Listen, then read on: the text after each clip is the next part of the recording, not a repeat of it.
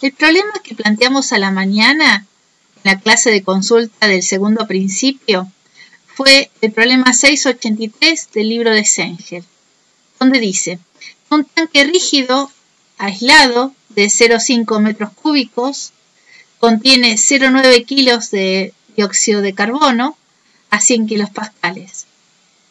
Después, una hélice efectúa trabajo sobre el sistema hasta que la presión en el tanque aumenta a 120 kilopascales. Determinar el cambio de entropía del dióxido de carbono.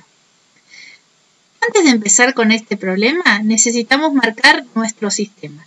El sistema, evidentemente, es un sistema de tipo cerrado, donde aquí están marcados los límites de mi sistema.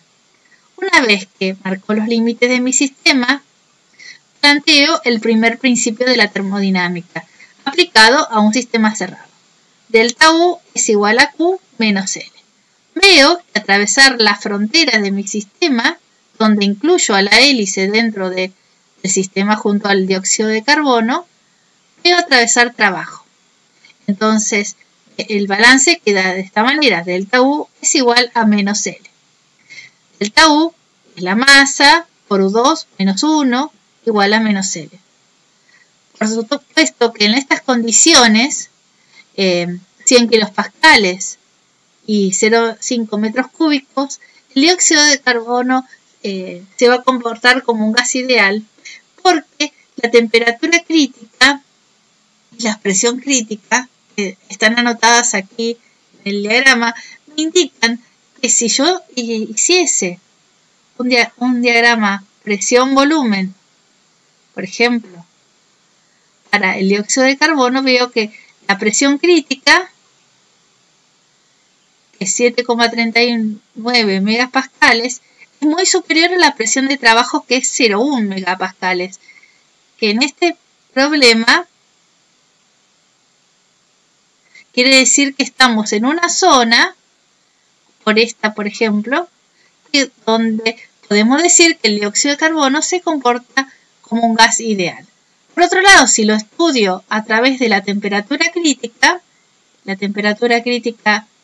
del dióxido de carbono es 304,2 Kelvin, lo que yo observo que la temperatura, bueno, en este caso no las dicen, pero después las vamos a averiguar, que es 292 Kelvin, está por debajo de la temperatura crítica. Quiere decir que por el lado de la temperatura no puedo distinguir si se trata de un gas ideal, pero sí lo veo desde el punto de vista de la presión, porque tengo una presión muy inferior a la presión crítica, una presión tendiente a cero si comparo con respecto a la presión crítica del dióxido de carbono. Por eso, en esta zona, el comportamiento del dióxido de carbono se puede trabajar como si fuese un gas ideal. Entonces escribo masa Cb T2 menos T1. Bueno, justamente, en el estado inicial no conozco la temperatura, pero la puedo sacar sabiendo el volumen, la presión y la masa. Y solamente es despejar la ecuación de los gases ideales. Entonces, la temperatura en el estado 1 es 292,4 Kelvin. Y la temperatura en el estado 2 es fácil de calcular, porque sabiendo que el volumen es constante, se tiene que cumplir la ley de los gases, la primera ley de Charles-Gay-Lussac, donde dice que la presión 1 sobre temperatura 1 es igual a la presión 2 sobre temperatura 2. Esto equivale a que la temperatura 2 sea 350 Kelvin. Reemplazando y sabiendo que el Cb del dióxido de carbono lo podemos encontrar en tablas, el trabajo de las paletas es menos 34 kilojoules, que coincide con lo que habíamos planteado, que tenía que ser un trabajo entrante al sistema, tiene que ser un trabajo negativo. La pregunta en sí era que calcule el delta S del dióxido de carbono.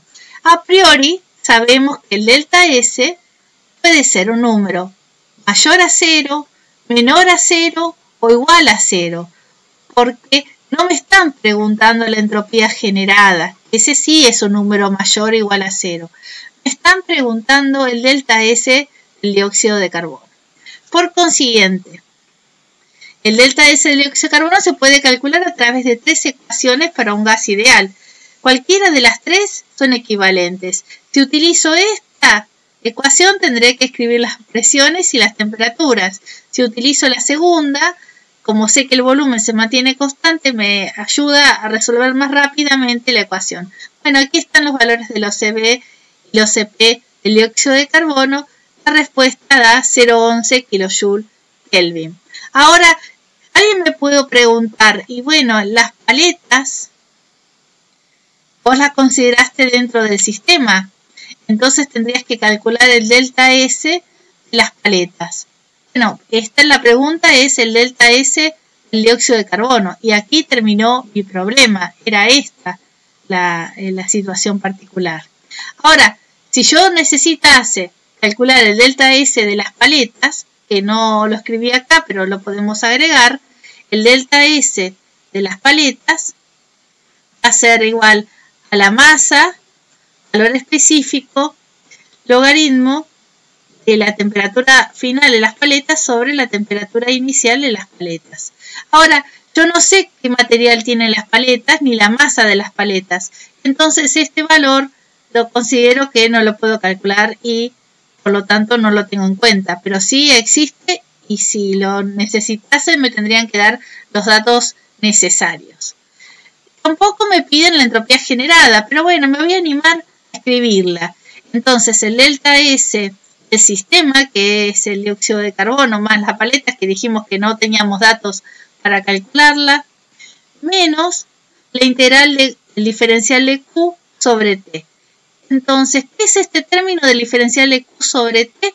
Es, con un signo menos delante, es nada más y nada menos que el delta S del medio.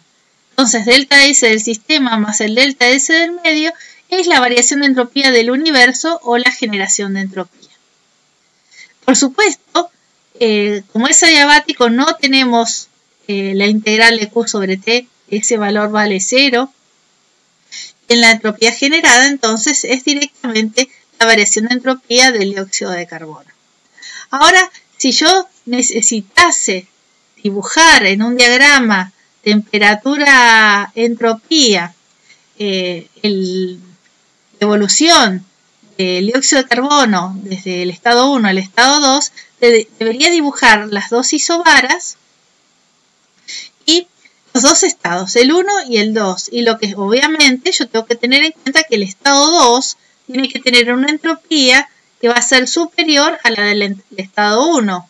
Eso lo habíamos visto cuando lo calculamos y además es lo esperado porque sabemos que la única manera que se produzca este proceso es que la entropía aumente. Es la única manera. Bueno, aquí está unido el punto 1 con el punto 2 a través de una isocora. Aquí escribí volumen específico constante, que eran también una hipérbola que tenía una pendiente superior a la isobara.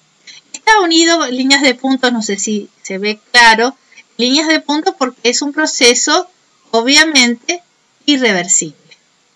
Bueno, muchas gracias.